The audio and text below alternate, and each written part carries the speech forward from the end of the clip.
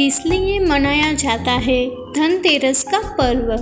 शास्त्रों में वर्णित कथाओं के अनुसार समुद्र मंथन के दौरान भगवान धन्वंतरी हाथों में अमृत कलश लेकर प्रकट हुए थे। जिस तिथि को भगवान धन्वंतरी समुद्र से निकले वह कार्तिक मास के कृष्ण पक्ष की त्रयोदशी तिथि थी। भगवान धन्वंतरी समुद्र से कलश लेकर प्रकट हुए थे, इसलिए इस अवसर पर बर्तन खरीदने की परंपरा चली आ रही है। भगवान धन्वंतरी को विष्णु भगवान का अंश माना जाता है और उन्हीं ने ही पूरी दुनिया में चिकित्सा विज्ञान का प्रचार और प्रसार किया।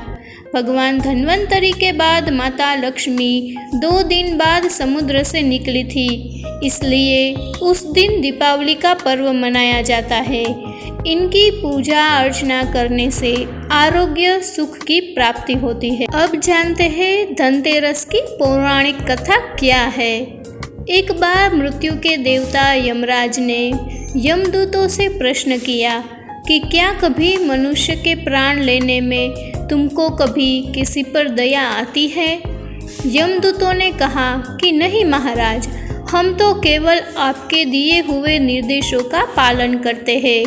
फिर यमराज ने कहा कि बेसिकली होकर बताओ कि क्या कभी मनुष्य के प्राण लेने में दया आती है? तब एक यमदूत ने कहा कि एक बार ऐसी घटना हुई है जिसको देखकर हृदय पिघल गया। एक दिन हंस नाम का राजा शिकार पर गया था और वह जंगल के रास्ते में भटक गया था और भटकते भटकते दूसरे राजा की सीमा पर चला गया।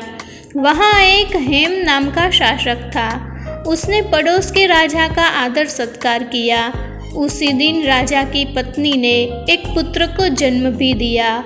ज्योतिषों ने ग्रह नक्षत्र के आधार पर बताया कि इस बालक का विवाह के 4 दिन बाद ही मृत्यु हो जाएगा। तब राजा ने आदेश दिया कि इस बालक को यमुना तट पर एक गुफा में ब्रह्मचारी के रूप में रखा जाए और स्त्रियों की परछाई भी वहां तक नहीं पहुंचनी चाहिए। लेकिन विधि के विधान को कुछ और ही मंजूर था।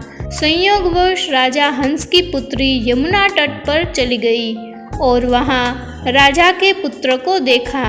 दोनों ने गंधर्व विवाह कर लिया।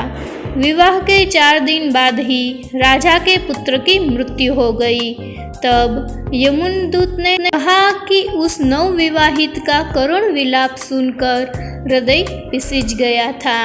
सारी बातें सुनकर यमराज ने कहा कि क्या करें, यह तो विधि का विधान है और मर्यादा में रहते हुए यह काम करना पड़ेगा।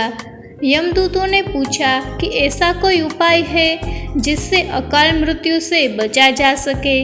तब यमराज ने कहा कि धनतेरस के दिन विधि विधान के साथ पूजा अर्चना और दीपदान करने से अकाल मृत्यु नहीं होती।